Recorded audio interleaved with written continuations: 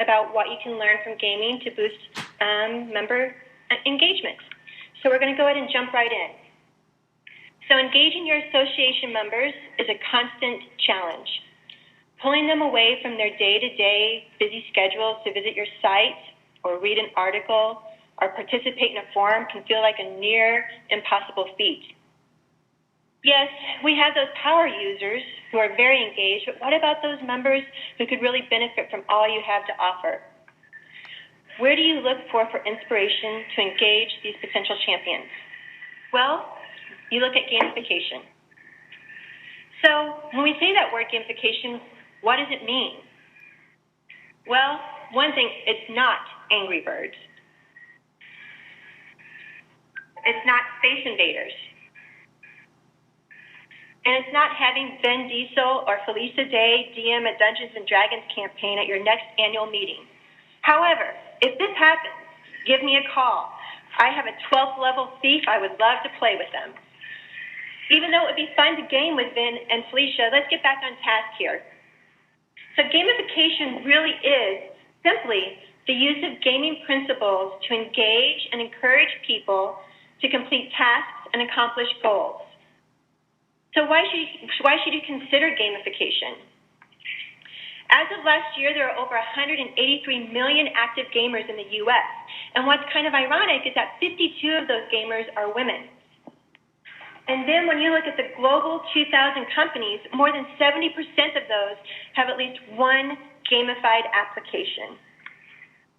But why is gamification so vital for online success? Well, first of all, members like to be recognized.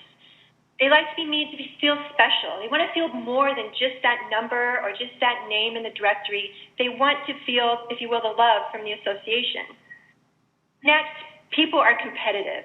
Even though we don't like to admit it, some people do, some people don't. They are highly competitive. And we want to really kind of tap into that and use that to our advantage with engagement. And finally, looking a little bit bigger, associations are looking for long-term engagement from their members. They want them to stay here for the long haul, and using gamification can help. Now, let's talk about this idea of gamification and really make it a very simple thing to think about. Because gamification is really all about motivation. 70% of U.S. full-time employees are not motivated by what they are doing at work. But World of Warcraft players are highly, if not extremely motivated and can spend up to 17,000 hours online. Games truly understand how human motivation works. By tapping into your member motivations, you can engage them in the same way. So let's talk about some different ways we can tap into those. But first, let's just put it out on the table. A lot of people say, well, wait a minute, I have a rewards program. Isn't that gamification? Well, no, not really. Because rewards programs are more about extrinsic rewards, more external, which is not a type of gamification. Those successful for pooling those frequent flyer miles for each coffee purchase, the reward program delivers a short burst of engagement. Basically, you use it whenever you want to buy a frequent flyer mile or pay for a hotel or whatever. That's when you use your rewards. It's very passive. Otherwise, it's very passive. So you want to make sure that you have something that's more engaging. Successful gamification environments tap into the intrinsic rewards. Let's call it more the emotional motivations of the member. By using proven intrinsic rewards from the gaming world, your members will achieve a higher level engagement and will want to come back for more. So let's talk about those intrinsic rewards. First off, we're going to talk about autonomy. In this case, this is the ability for a member to discover and learn. You want to create an environment where they're enticed to stay, to look around, to click on things, to engage with your content, and potentially share it. You want them to have the control with your content and feel like they're doing and learning something from that and sharing it. You also want to have mastery. The member needs to be urged to be better or make progress. They want to feel like they can improve.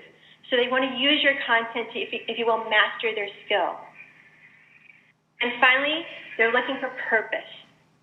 Members want to attain a bigger goal in themselves. They want to join a community. Why else join an association except to promote myself, enhance my career, and join a community of like-minded people? And they want to feel like they make a difference. So using intrinsic rewards and other gamification techniques, your association can expect a higher member engagement. They can also expect increased web traffic on any kind of online media. You can engage with all your members, including those millennials. And you can stay connected with members through social avenues. So what techniques will bring those members back? To best brainstorm these ideas, at Sandstorm, we look both inside and outside of the association space. We like to do this so we can be inspired by what our peers are doing, but also maybe inspired by someone else that's been taking a little risk, doing something a little different, and really enhancing our experience. So that's what we have here coming up, are some different examples we'd like to share as we start down our gamification adventure. So using some gamification terms, we're looking at Mission 1, Session 1. Get more members to complete your profile. Your task is to add a profile progress bar. This should have an amount of effort of about 2 cherries.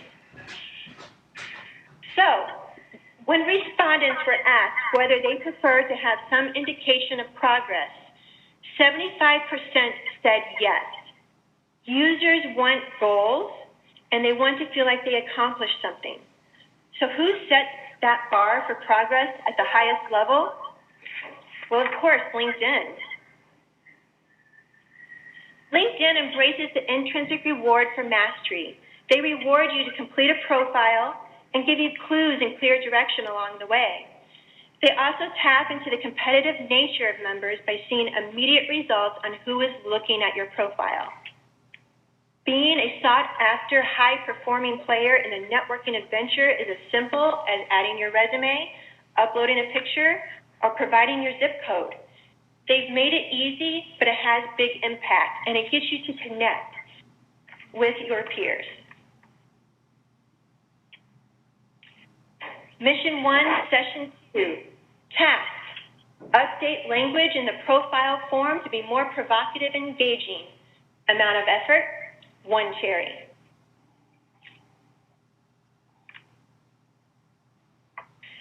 In this example from Asana, which is a tool we use here at Sandstorm, we want to talk about the form itself. And I want to talk more clearly about, and specifically about the describe yourself box on this form. In this case, they've started using some gamification qualities, a little character, a little challenge, a little bit of an example. So it says, describe yourself. At work, I run social media. At home, you'll find me watching murder mysteries and talking my cat off the ledge, literally. So it has a little personality, a little engagement, a little something unexpected, kind of like those Easter eggs that we all look for in video games. Another example of how we could bring gamification into our forms is the same box of describe yourself, but in this case, describe yourself in 7 words. A simple challenge, something very clear. And what has happened with this is as soon as this was used in a form, the number of words in the description field increased on average 4.5 words. Usually when it just says describe yourself, people put funny, happy, mother, or what have you. But as soon as you put that context of I want 7 words, people are challenged and they respond. So in this case, on average, 4.5 words, and the response rate increased by 98%. A simple form change to enhance engagement and get people thinking, challenging them, and making that profile ever so much more rich.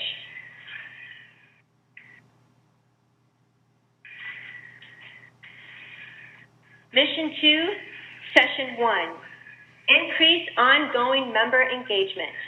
Your task is to use points to incentivize members to come back. Level of effort, 3 cherries. Our example that we want to share with you is Duolingo. Duolingo uses gamification to teach users a new language. Instead of treating the app like a textbook, users are motivated to treat each lesson like a game. By starting with 4 lives per lesson, they earn points and then have the ability to level up and get credits while increasing their vocabulary. By using a multiple point system, earning points and leveling up, users are inspired to learn more. They have a personal relationship of that day-to-day task by earning those points, but then that long-term goal of leveling up. Go switch to laundry before you sleep again. By using these principles of competition and autonomy, Duolingo is changing how users learn a language. And with over 100 million users, they are definitely playing the game. Mission 2, Session 2, your task. Choose points to assign a skill level and connect members to the right educational content. Amount of effort, 4 cherries. Research shows that 79% of participants would be more productive and motivated if learning environments were more like a game. So why not make one? And the Society of Cable Telecommunications Engineers, or SCTE, embraced this idea. After a recent annual meeting, they noticed their members were just SCTV, wrong one, strike that. They were the one that did the courses, that's right, sorry. Members were overwhelmed by the number of courses on their website, the amount of content they had there. Members just couldn't find the right content for them and they were getting overwhelmed, therefore dropping off. So what SCTE did is they created a trivia game to help members choose the right course. So the members would actually start this game and answer questions, and each answer they would give them a point based off their answer, and then they would assign a skill level to the points that they had earned. Those points then would also reflect in the content that would best match their skills and also help them improve it. So through a trivia game, they were able to identify the content that the member needed the most. What else is that to say? But they used mastery. They wanted people to really use that intrinsic idea of mastery, and they were able to really help their members learn and grow. Okay, Mission 2, Session 3. Award badges for online participation. This amount of effort we're looking at is 3 cherries. Many gamified experiences use badges and points as a reward structure. And according to the MacArthur Foundation, digital badges are designed to make visible and validate learning in both formal and informal settings. And they hold the potential to help transform where and how learning is valued. So I think we're all familiar with one group that does this really well, Fitbit. We all see those bracelets that everyone is wearing, and they're walking, and they're tracking all their activity, all their movements. You know, it's hard to get off that couch, but people get off the couch for badges. And that's the thing that really enhances it, that commitment to do more, and I'm going to award you with a badge. And the nice thing that Fitbit really does is they don't just award you for running a marathon. Sometimes it's just those little bitty things that need to be awarded, like going up the stairs, going up 10 times, going up 25 times, or you have 5,000 steps, but also having a little fun with it. In this case, this example, we're showing the Urban Boot badge. This person did 15,000 steps in a day. So instead of saying, congratulations for those 15,000 steps, they're having a little wit, a little humor with the Urban Boot, which is a nice synergy with who Fitbit is, and it's enhancing their brand. Another company that's done this really well is Deloitte Learning Academy. This is a division of Deloitte where they have used gamification techniques in an online portal and a mobile application to engage their executive audience. By adding an award badge and sharing comments and ideas or achieving status through a leaderboard, their attendees have embraced this application wholeheartedly. They have feedback from their clients that this is addictive, and competing with their peers is helping them reach their learning goals. So by just having this little bit of a challenge, has really helped them grow and enhance the experience for all their members. So here we have some pictures of their badges. And one interesting thing we want to talk about is that after just 3 months, they launched it, and within 3 months, they had a 46.6% increase in daily return visits. Those members were coming back to earn those badges because the top user, after just 3 months, had already collected 30 badges. And one of the most interesting things here is that their Leadership Academy graduate badge, which is supposed to take 12 months to do, a person did it in 3. Now that's some challenging, that's some commitment, that's mastery, and it's also, holy cow, that is a lot of competitiveness between those numbers.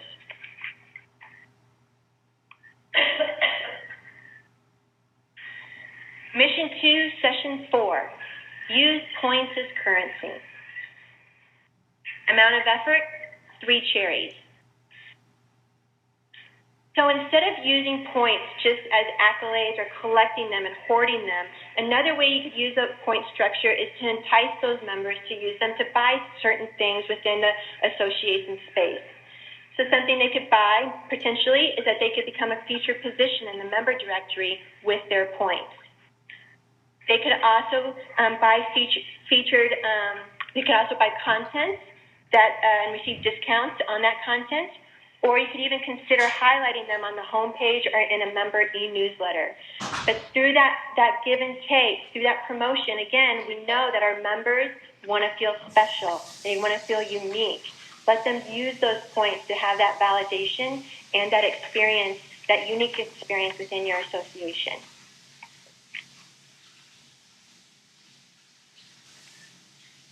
Mission 3, Session 1.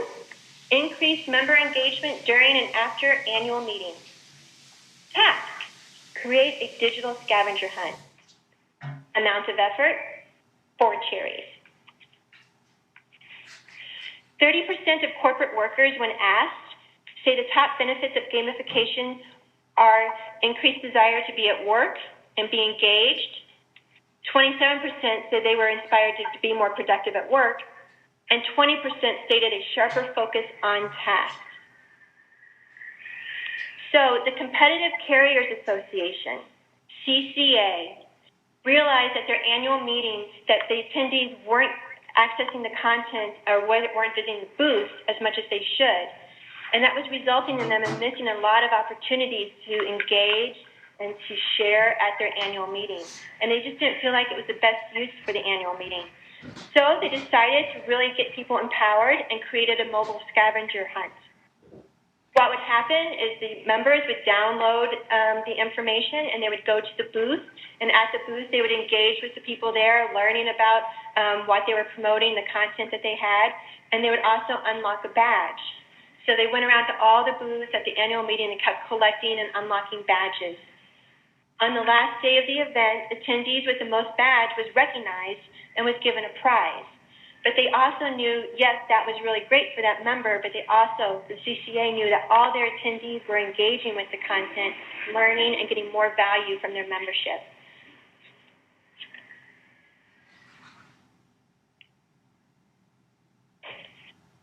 Mission 3, Session 2, create a social app. This one has a high amount of effort of 5 cherries.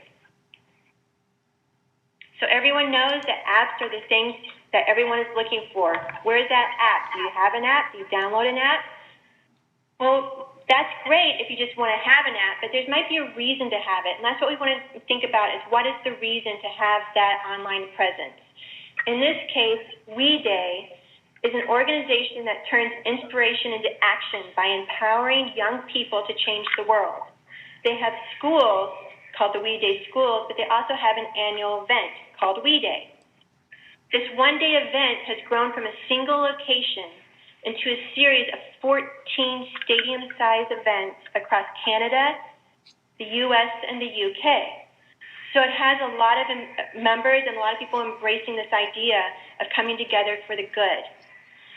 So the founders of We Day were facing a challenge to keep over the 200,000 members, those 200,000 students nonetheless, engaged. They wanted to take the spirit and feeling of connectivity and empowerment and education they saw at the annual We Day event and make it something that is far more constant in the everyday life and also very much empowering for the students. So what they did is they created an app. In this case, the app made sense, and it was an app as well as a web app, which was a very good distinction because some people may not have a smartphone or something like that, so they wanted to give them the opportunity to participate with a web app. So they did both of those different online tools to digitally engage and motivate participants and educators throughout the year. We 365 uses gamification to motivate youth to accept a challenge. They receive daily motivations. They track and verify their volunteer hours. And they can be part of the larger community of people that they met with at We Day. They can continue that after they've gone home and they've gone back into their normal world.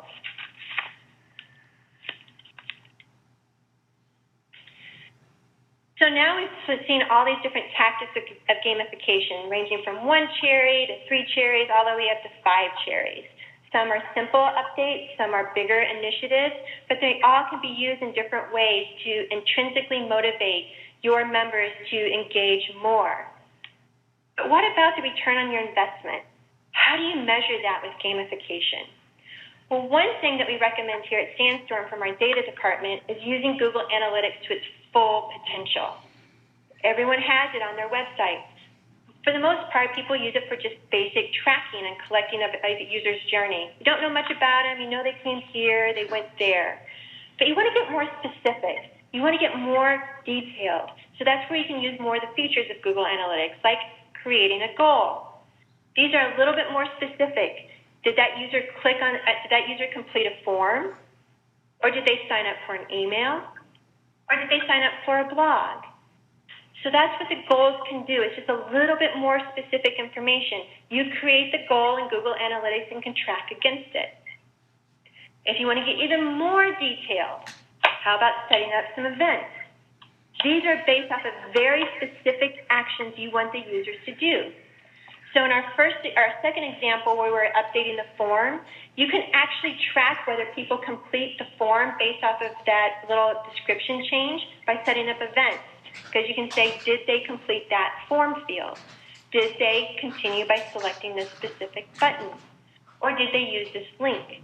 So you can get a really good idea of what this user did on your site. The only thing about that is that you don't know who that user is. So that's, again, where you can update and work with Google Analytics to integrate your AMS data into your analytics to track individual members. So this would be a very important thing to consider, especially if you're doing that point system based off of sharing content, based off of commenting, or things like that. You can use Google to track that and see if people are actually doing it and sharing those results with your internal team. Another thing that our data department recommended was the idea of tracking the data by setting up dashboards. You don't have to go in there every day to see what's going on. Well, I mean, let's face it, when you launch it, you probably will because we just want to see if people are actually embracing it. But in the long haul, we all have other jobs we have to do. So why not track that data by setting up those dashboards and then scheduling automatic reporting to be emailed to everyone in the team so you can look at it, come together, make adjustments maybe in your event, make adjustments in your goals, or maybe say, hey, the badges are falling off. People aren't using the badges as much. Well, maybe we need to launch a new badge, and that can become another marketing initiative of how to promote that within the membership organization. So luckily, there's a lot of really good tools through Google that can help you get your return on investment. And so after all of this, if all this information has not been enough to persuade you or your association to use gamification techniques, let's simply look at your current and future members. Let's look at those millennials. We want to grab those millennials. They're going to help build your association and keep it vital and keep it growing. They've grown up with the internet and are an enthusiastic group of gamers. And they're rapidly becoming the majority of the U.S. workforce, and it is critical for your associations to engage with millennials. Millennials love games. They live it, they breathe it, it enhances their lives. So why not bring that to your organization? Because we know through research that as soon as you start bringing in gamification, you're going to boost your engagement by 100 to 150%. And that can be on your website with unique views, page views. It could be through community activities or just time spent on your site. So gamification will really enhance them and make them want to become part of your membership association for the long haul. By using intrinsic rewards and gamification principles, you can transform all of your members, including those millennials, from passive participants to engaged champions.